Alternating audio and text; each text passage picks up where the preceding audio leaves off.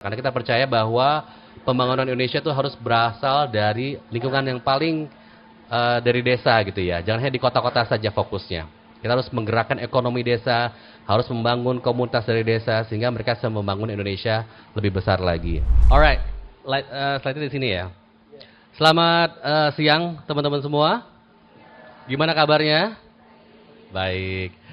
Jadi waktu pertama kali saya dapat undangan dari Genevi, saya nanya ke Anggia juga ya, ini saya sebagai Ketua Umum Perhumas atau sebagai Astra nih di sini?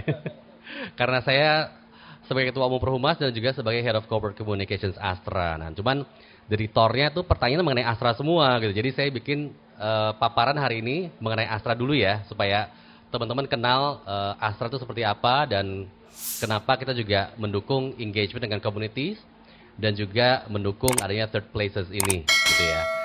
Kita boleh mulai ke slide pertama, boleh di show di sini. Kita akan mengajak teman-teman sedikit lebih kenal dengan Astra. Astra ini sebuah perusahaan yang sudah berdiri sejak tahun berapa? Ada yang tahu nggak? Ada yang tahu? Angkat tangannya kalau tahu. Tahun berapa?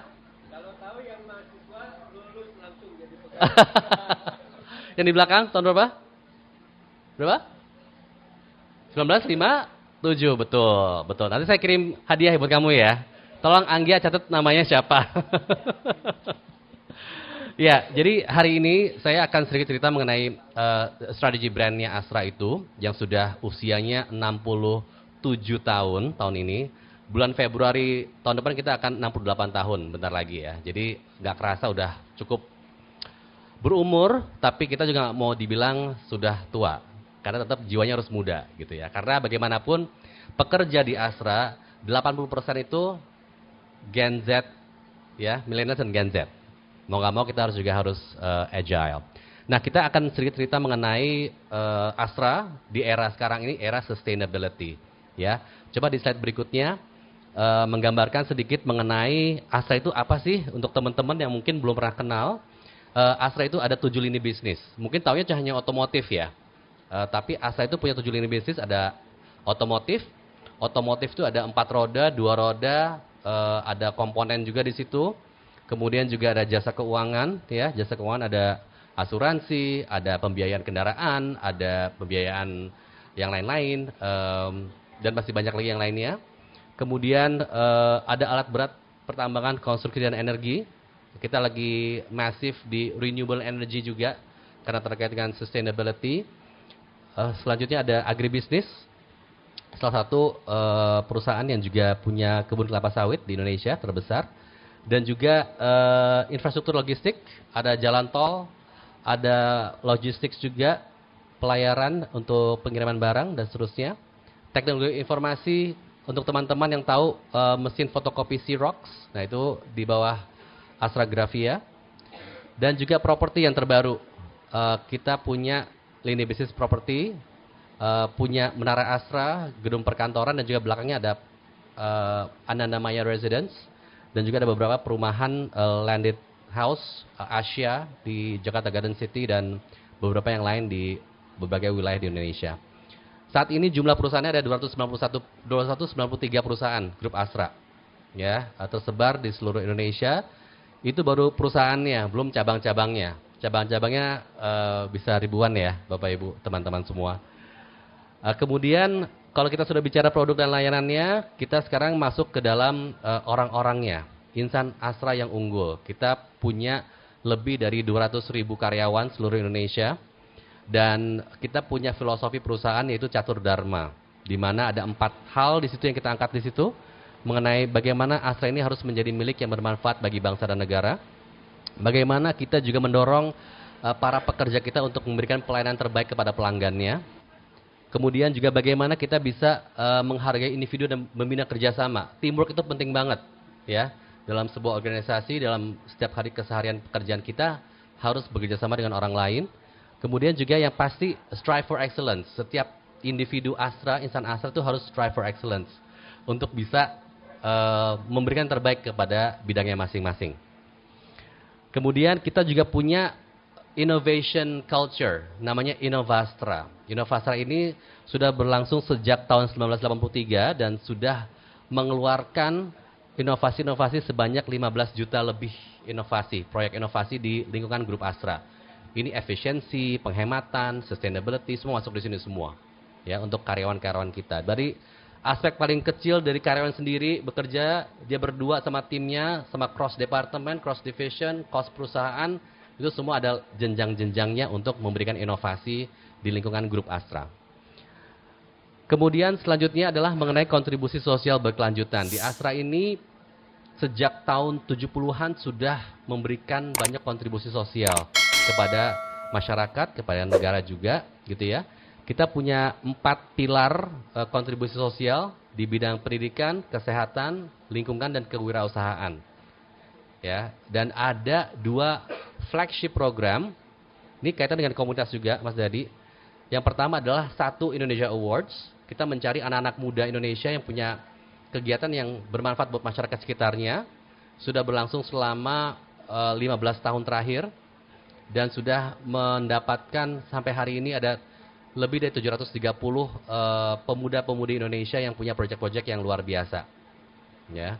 Kemudian juga ada Kampung Berseri Astra, Desa Sejahtera Astra. Saat ini Astra membina lebih dari 200 Kampung Berseri Astra dan lebih dari 1.200 Desa Sejahtera Astra. Karena kita percaya bahwa pembangunan Indonesia itu harus berasal dari lingkungan yang paling dari desa gitu ya. Jangan hanya di kota-kota saja fokusnya.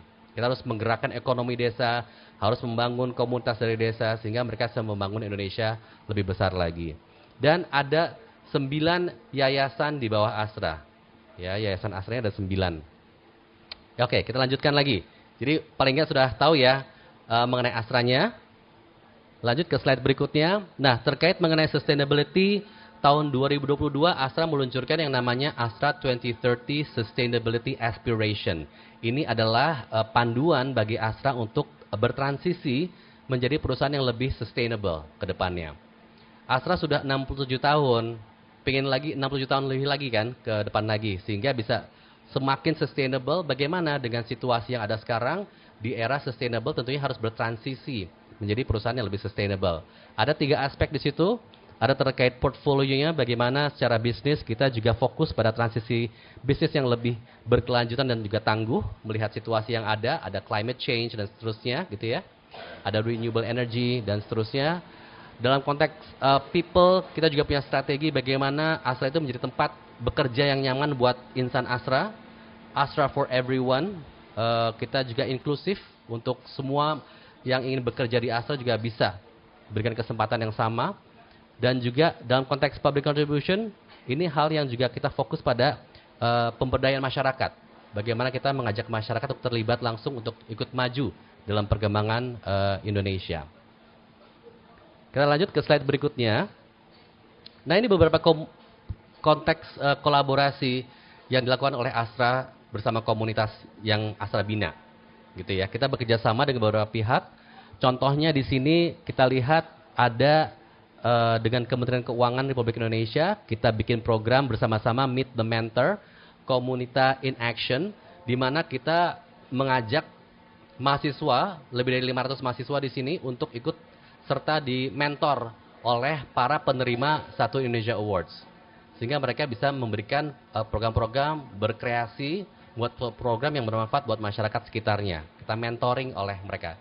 Ini difasilitasi oleh Kementerian Keuangan Republik Indonesia. Jadi bersama-sama dengan Astra, ya. Kemudian tadi kita punya lebih dari 1.200 desa sejahtera Astra, para penggeraknya kita kumpulkan, ya kan? Kita punya 200 lebih kampung berseri Astra, kita kumpulkan juga para penggeraknya. Kita punya 730 lebih pemuda-pemudi Indonesia, para penerima 1 Indonesia Awards, kita kumpulkan sebagai satu komunitas untuk bisa saling berkolaborasi antar bidang. Ada bidang kesehatan, bidang pendidikan, bidang lingkungan, bidang kewirausahaan. Mereka bisa berkolaborasi antar wilayah, antar daerah, antar pulau. Sehingga tidak hanya Pulau Jawa saja yang maju, tapi juga tentunya teman-teman kita yang di Indonesia Timur, apalagi gitu ya, juga bisa ikut tergerak untuk maju dan kita berdayakan untuk bisa bersama-sama. Dan juga ini ada satu program terkait training sensitivitas komunitas Astra. Ini bersama-sama dengan Kementerian Wanita, Perempuan ya, perempuan. Kita ajak mereka untuk berkolaborasi bersama-sama memberikan training kepada masyarakat luas. Slide berikutnya, kayaknya slide terakhir, ini adalah terkait bagaimana kita mengomunikasikan terkait sustainability ini.